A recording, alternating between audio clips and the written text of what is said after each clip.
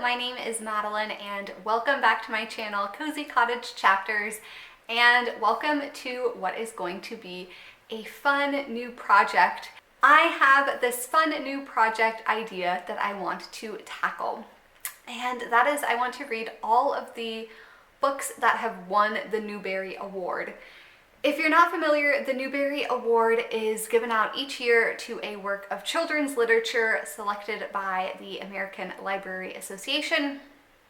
And this award dates back to 1922 was the first year. It is no secret that I am a big fan of children's literature. I love middle grade books, and I thought this would be a fun way to kind of see the evolution of children's literature and read a lot of different books that maybe I wouldn't have picked up otherwise, as well as some well-known ones that I kind of missed out on reading as a kid. Anyways, that is kind of a long introduction. This is the first episode in my hopefully this will be a series, but this is the first episode, and I will be picking up 3 books and sharing with you my thoughts kind of as I am reading them.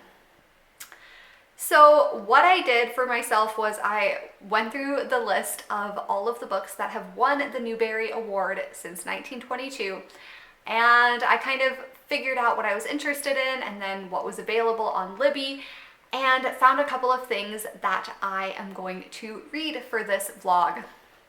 I am not going to be reading things in order from like oldest to newest or vice versa, because I just want this to be a fun project where I'm picking up books that sound interesting and fun to me in the moment. So I also want to have some kinds of different genres and things to read in a given moment, so it's kind of a mixed bag. But first of all, I got The Bronze Bow by Elizabeth George Spear. So this won the Newbery Award in 1962, and it is historical fiction set in Galilee during the time of Jesus. So that sounds super interesting. I'm really excited to read this one. Then I have Mercy Suarez Changes Gears. This is by Meg Medina. I keep wanting to say Max Medina. Any Gilmore Girls fans out there will understand. But this is by Meg Medina. This is realistic fiction, and it won the award in 2019, so a much more recent one. And then finally I have Caddy Woodlawn by Carol Ryrie Brink, and this won the Newbery in 1936. And this is, I believe, historical fiction. It's based on Carol Ryrie Brink's grandmother, I think, is kind of the inspiration for the character Caddy Woodlawn. I have those 3 books that I'm going to be kind of making my way through. A couple of them I'm going to try on audio, and if I don't enjoy it on audio, I will read the ebook version of it. But yes, anyway, I'm really excited for this little project, and I will check in a little bit later when I have read a little bit. Alright, hello and welcome back. I have a Mercy Suarez reading update for you. I am about 50% of the way through the book. Enjoying the first part quite a bit. Now I feel like my enjoyment is starting to go down, and I don't know if it's going to pick back up. I fear that this might be one of those middle grade books that is really meant for kids and adults don't get as much out of. I don't know if that makes sense. I feel like there are certain middle grade books that adults can read and love and get just as much or even more maybe out of than the kids. And then there are other middle grade books that are like for kids and adults just don't resonate with them as much. And that's fine. It's totally fine that this book doesn't resonate with me as much as maybe a kid who's reading it would. And I'm glad that this book exists for kids who can read it and love it and enjoy it. But that's maybe not me. Anyway, all of this to say, the book centers around Mercy Suarez. She's in 6th grade, and the story kind of moves back and forth between her school life and her home life with her family. At school, we have kind of some drama, some mean girl kind of stuff going on, some crushes and things. Like, that part of the story is not my favorite. It feels very middle schooly. It feels it just doesn't feel very inspiring, honestly. It feels like the worst of middle school and you're having to read about it. But her home life, she lives in a house, and next door is her aunt, and then another house next door to that is her grandparents. And so they all live kind of in these 3 houses on the same street next to each other, and they're all very, very close. They have a very tight-knit family. They have Cuban ancestry. The grandparents came to America from Cuba, and there's a lot of like Cuban culture and things going on as well. And I really am enjoying that part. Cuban culture kind of things going on. The grandpa is getting older. He's starting to have some kind of memory issues, some dementia or Alzheimer's. It's not super clear yet, but like we know that the story is going in that direction, which, you know, we'll see how that kind of all plays out. That's sort of my impressions on it so far. Like I said, I was really enjoying it in the beginning. I feel like I'm enjoying it a little bit less now, but I'm still want to finish it. I still want to kind of see how the story wraps itself up, and I will check in with you a bit later. All right, I am back with a reading update. I have finished Mercy Suarez, and I have some thoughts. And I also started Caddy Woodlawn. So first, Mercy Suarez. Like I said, I was kind of unsure about where things were going at the halfway mark. There are lots of good things about this story. It's not that it was a bad story. It just, I wasn't sure it felt like a Newbery winning book to me. It felt just like lots of other books that exist for middle graders. And I didn't really see kind of what was special about it or what maybe would stand the test of time and make it a book that kids, you know, 30, 40, 50 years from now will still want to read and still find interesting. It felt very relevant to its time, and you know, it didn't feel like it maybe had that kind of lasting impact. Not to say that, you know, contemporary books or realistic contemporary books can't do that. I think they really can. I just wasn't sure about this one. But anyways, finish the book. So the things that I have enjoyed about it, I liked the intergenerational family living situation of these 3 houses right next to each other. Everyone is, you know, kind of going back and forth between the houses, and they're helping each other out. They're living just kind of all together. They eat together. They spend time together.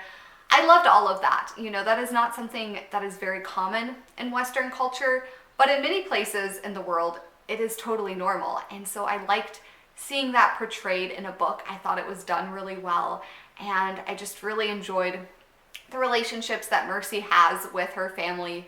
The downside of that, I would say, was the way that some of the adults were portrayed in this book.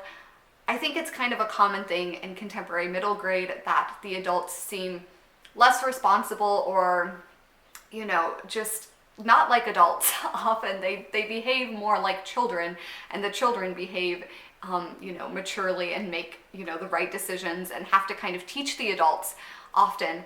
And I felt that was true in a couple of instances. There was one moment where Mercy, you know, the whole book, Mercy is talking about wanting to try out for her school soccer team. She's been practicing in the summer. She's really good. She plays with her dad, all of this stuff. She wants to play soccer. And she leaves the permission form to try out for soccer out, and her mom doesn't sign it, and weeks go by. And then finally it is the day of soccer tryouts, and they are sitting in the drop-off line at school, and Mercy says, "Mom, you forgot to sign this permission form." And she hands it to her mom, and her mom says, "No, I didn't forget. I'm not going to sign it because you're not going to try out for soccer this year. You have to, you know, be available to help take care of your young cousins."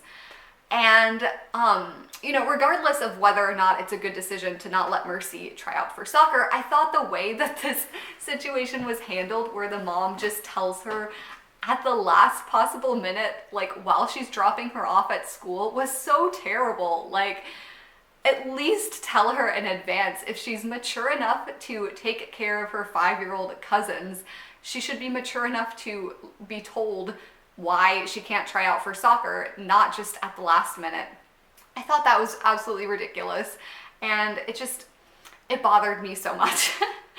There are also a couple of instances where the grandpa who has Alzheimer's, you know, gets hurt or either puts himself in very dangerous situations because of the Alzheimer's.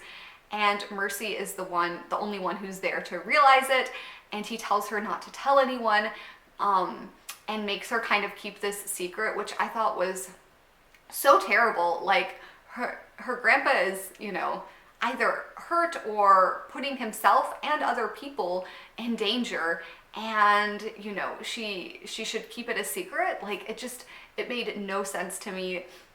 And it really, really bothered me that, you know, this was just kind of seen as like the good thing to do. And things escalate from there with her grandpa, and it is very clear that he puts a lot of people in danger, and it was just such a poor decision to do that. And I felt like even at the end there was no recognition of, I was wrong, I shouldn't have told you to do that. It just, yeah, I did not really like how that was portrayed, and it really kind of bothered me and, you know, turned me off of the book for a little bit. It bothered me and kind of made the rest of the reading experience a little bit less enjoyable. But yeah, like I said, there were things I liked about it. There were things I didn't really like about it. The other kind of strange thing about this book, in my opinion, was the whole bicycle plot line. In the beginning, Mercy mentions a few times that she wants to make money to buy a new bicycle. Okay. And then, like, for a good chunk of the book, nothing is mentioned. And then at the end, the bicycle reappears. And I just thought it was so strange. Like, there was no cohesiveness in terms of the bicycle. And I didn't really see why she wanted a bicycle or, like, what the point of it was. She didn't ride her bicycle to school. She didn't, like, ride her bicycle with friends. It was just to go on Sunday to get some food with her grandpa. Like, it seemed super weird. So anyway, that's my tangent about Mercy Suarez. I feel like I'm being really harsh on it, but it's just because I feel like I had really high expectations for this. It won the Newbery, and so I feel like it should have really stood out from other books, and it didn't feel that memorable to me. So anyways, I gave it 3 stars on Goodreads. I was torn between 3 and 3.5, but I gave it 3. And that is that. I did start the audiobook for Caddy Woodlawn, and I'm about 30% of the way through that and really enjoying it. The story takes place in Wisconsin during the Civil War, and it is very pioneery, you know, Little House kind of vibes to it. It reminds me a lot of the Little House books. And Caddy has a lot of siblings, but she's particularly closest to 2 of her brothers, because her father wants Caddy to grow up kind of like the boys, running and playing outside and doing all of those things. Caddy has a sister, and her sister has much more of like a typical girl upbringing and is inside and, you know, doing things with her mom. But Caddy's dad was kind of insistent that Caddy was different, and she needed to be free to run around and play outside. She wasn't like the other girls. And I just think that's so charming and sweet how he saw Caddy and, you know, kind of advocated for her to be able to do what she needed to do. So anyways, there's lots of fun stories and episodes about, you know, the adventures that Caddy and her brothers get up to. It is really sweet. I really like Caddy. I like her parents too, and her siblings. There's a lot of fun things going on, and I'm just enjoying listening to this audiobook. It's very cozy and very comforting. So that is that. I will probably be back with an update on Caddy Woodlawn soon. All right, a little bit of a reading update because I finished listening to Caddy Woodlawn and I loved it so much. I gave it 5 stars. Oh, such a lovely, lovely, sweet book. It is everything you want in good children's literature. It has an excellent heroine, fun adventures, good morals and messaging, and it's so heartwarming. I loved it so much, more than I was anticipating, which was a really sweet surprise. It did take me a little while to get into it, but like once we got to that halfway mark and once we started to see a different side of Caddy's character, I just fell in love with this book. Like I mentioned in the beginning, she's running around, she's having adventures with her brothers, she's kind of, this tomboy, and that's all really fun. There are, a lot of good parts in that. But what I loved about this book was when we got to see the kindness and the kindness of Caddy and her character. There are a couple of scenes in particular. One where some boys in her school go through something really traumatic, and Caddy decides she has this silver dollar that she's been saving for a long time, and she decides to take the boys to the store and buy them candy and some treats. And she spends her whole silver dollar on these boys, trying to cheer them up and make them happy. And, the adults and other people are like, Caddy, why would you do that? Like, why would you spend all your money? You could have spent just a little bit of it. Like, $1 is an insane amount of money at the time. And she's like, no, I had to do it all. Like, I had to give them all of it. And, it brought her so much joy and happiness to do that for them. And it was just so lovely. I loved that part so much. There's also some moments where we see her bravery and her courage to protect the Native Americans. There's some tension between them and the white settlers, and she just, she's brave and she does the right thing. And oh man, I loved Caddy so much. This was such a good book. I really enjoyed this, and to me this is just kind of representative of everything good in a children's book and why good children's literature matters so much. It's Caddy Woodlawn. She's such a great character. So this was a huge hit for me. I'm so glad I read this book. And the audiobook maybe wasn't my favorite. Maybe I would have preferred reading it physically, but anyways, a fabulous story nonetheless. I also have started The Bronze Bow by Elizabeth George, I believe. I'll put the picture up so you can see. I'm only a couple chapters, 4 chapters or so into this book, but we're basically following David, who I think he's 18 years old. I think I read that on the back or something, which is interesting because most of our heroes and heroines, our main characters in these Newbery books, are younger, like preteen, early teen years. So 18 years old for a main character is kind of interesting. And I am curious to see kind of how that plays out. But basically we're in Galilee during the time of Jesus. He has left his apprenticeship. He was working in a blacksmith. He left because the man was very mean, and he's living out in the forest with some kind of rebel faction people who are wanting to free Israel from Roman rule. And so he's pretty involved in this group of people. He, early on in the first chapter, he sees some children and he approaches them kind of out of his better judgment and gets to talking with them. And yeah, things are just kind of progressing slowly. Not a whole lot has happened yet. I will say the writing, again, for this one is absolutely stunning. Such good writing. Sometimes when you read middle grade books, you feel like the author is talking down to the audience, assuming that a child can't understand more complex sentence structure or a story told in more complicated language. But that's not the case for this story, which I really appreciate. The author doesn't talk down to you as if you're a child.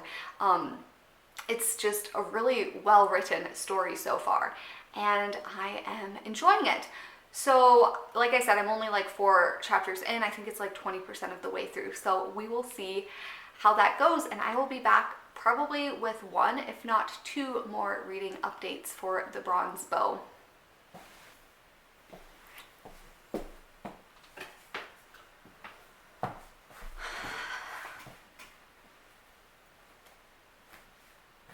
All right, I am back with my final reading update and kind of thoughts on my first episode of reading the Newbery Award-winning books. So I finally finished The Bronze Bow by Elizabeth George Spear, and I had kind of a harder time finishing this book. I don't know if I'm kind of entering a reading slump, or I just wasn't that engaged with this story, or what was going on, but the last half or so of the story really dragged for me, and I just kind of had to force myself to plow through it. I thought about DNFing it for a while, but I wanted to read all three of these books. I didn't want to start off my project not finishing one. So I just kind of pushed myself through, and I think that probably affected my enjoyment of it. The setting feels so rich and descriptive. Like, you feel like you are truly transported to Galilee in the time of Jesus. And I really loved that. Like, I loved all of the very, the details about daily life. And our main character, Daniel, is a blacksmith. And so we see a lot about his trade and him working and what he does, the tools he uses, how he creates things and fixes things. So that was really interesting. I liked that. I liked kind of seeing what daily life was like living in the city of, well, we're in a couple of locations, but in Capernaum. And yeah, I really enjoyed all of those aspects of it. But like I said, I think kind of the pacing felt slow for me at certain points. Other points felt kind of rushed, and like all of a sudden, something was happening that I didn't really see, kind of where we got there. We do get a couple of glimpses of Jesus, and I think that was maybe one of the other kind of things I struggled with in this book, was that I don't think we saw Jesus until like over the halfway point in this book, and I just kept waiting. And maybe that's just me managing my expectations. But I really assumed that like Jesus would have been more prevalent in the first part of the story, and it just felt kind of like all of a sudden we see Jesus a little bit, and we have a couple of encounters with him, but for most of the story we're just following Daniel. But anyway, this story is just really about Daniel, his struggle with vengeance, with hatred. His heart is so full of hate for the Romans. He wants to hurt them more than they've hurt him.